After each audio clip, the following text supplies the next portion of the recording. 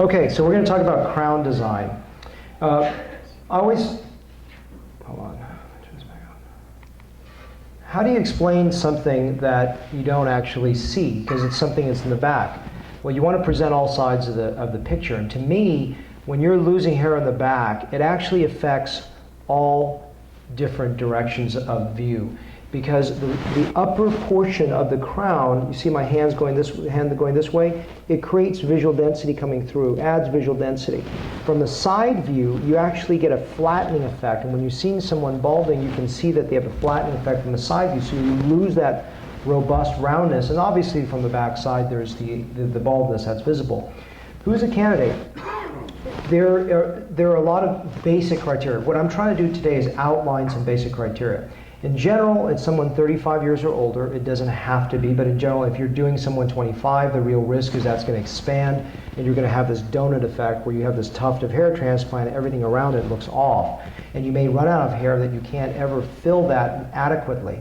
And if you do some of the principles I talk about, which is creating some strong central density, it could look weird with the wrong candidate. So keep that in mind. The other thing is prioritizing for a patient. If a patient has a lot of frontal loss and a lot of back loss, the front oftentimes is the most important area to work on because it creates a visual frame to the face. And even though a comb over may be bad, oftentimes a patient can comb his frontal hair over the crown and make it look quite natural and cover a large part of the crown, or you may need fewer grafts in the crown, for example. The other thing is making sure that just this thing is not rapidly expanding. Now, obviously, you always want to pretend the person is going to stop taking medicine because you never know if he's going to continue to take it. But you at least want to counsel them about stabilizing and slowing down the crown loss, because the crown is an area that it can exponentially increase, and you can have problems down the road by not having enough grafts. And then the other tangential component or idea that's part of that is just making sure you have enough donor to cover that baldness, both today as well as in the future.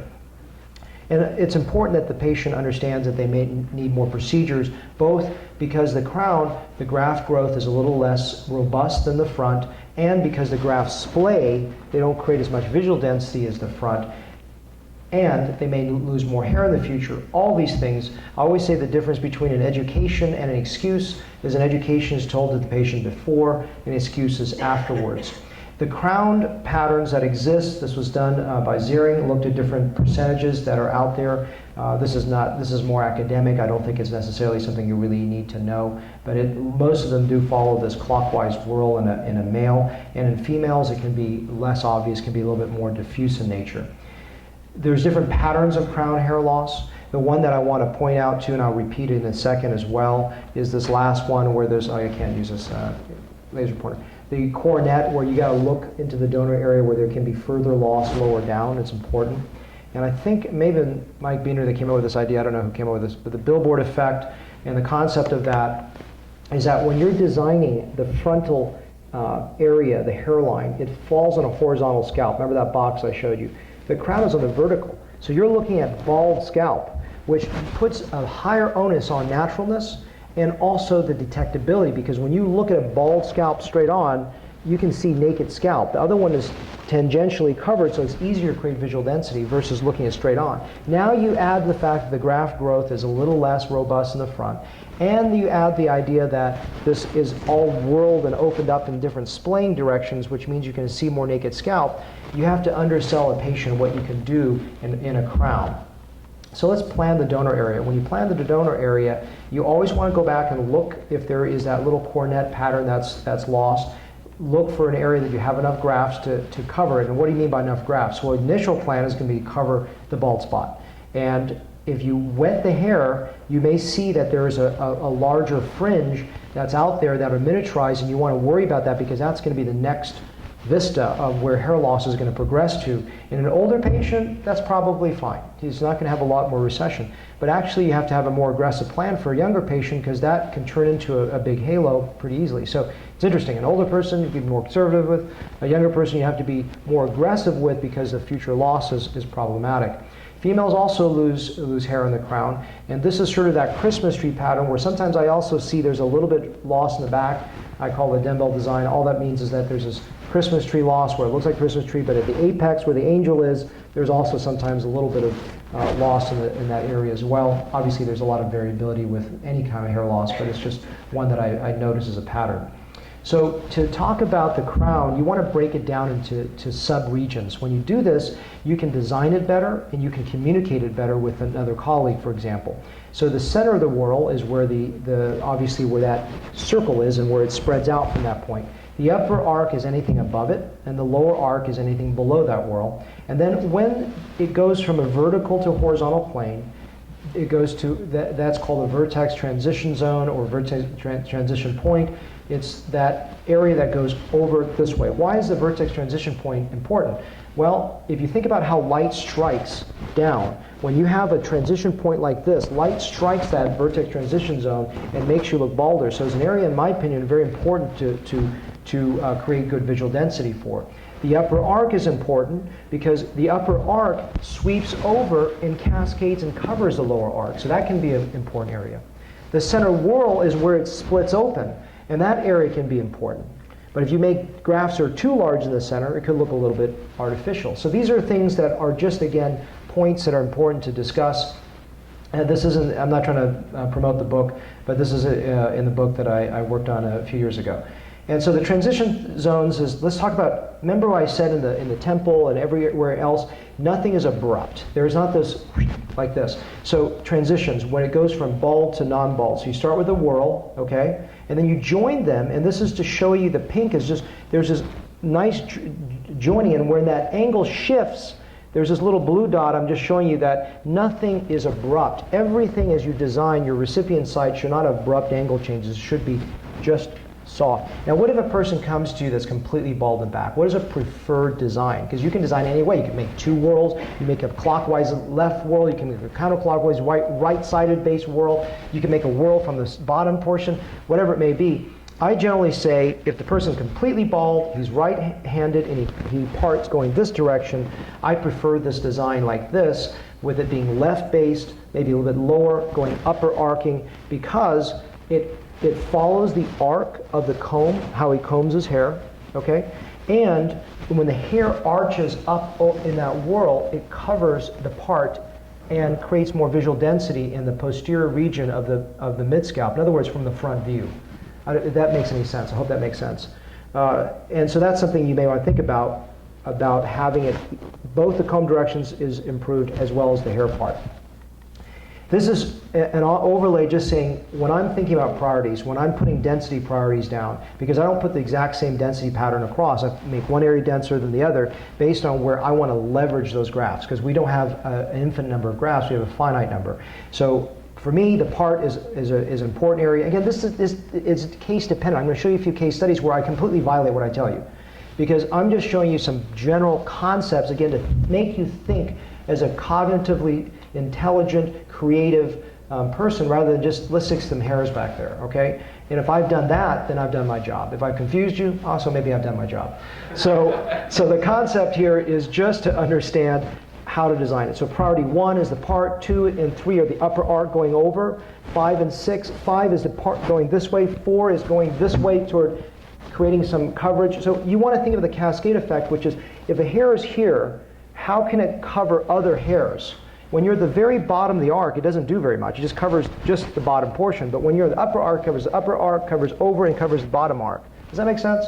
So that's something that these are just thought processes that are there. And then when I distribute those graph sizes, not only am I making the density higher or lower, but I'm making the graph sizes different. So if I've got some 4 or 3 plus hairs on the top, I'll make them where the part is. I'll make the 3 hairs maybe in the upper arc. I'll make the 2s in the lower arc. And I may mix some 2s and 3s as I'm in the center whorl. So these are just some concepts. Again, not to memorize them, but just concepts. So these are just some instruments I use to make the sites. And these are just patterns I'm just showing you that I've made with a counterclockwise right-sided whorl. You can see way over on the right side of the screen the start of the whorl. And then a clockwise left-sided whorl. Now, this is a point of discussion, a point of maybe debate as well, because I had just recently finished a textbook last year where an author argues quite the opposite of me, which is that these angles in the crown should be very low. I believe they should be very high for several reasons. One, I believe that's how it looks like in nature. but also because if you look at how this transition, and everything is transition, God made transition points smooth. So you go from a low to a higher to a higher to a lower.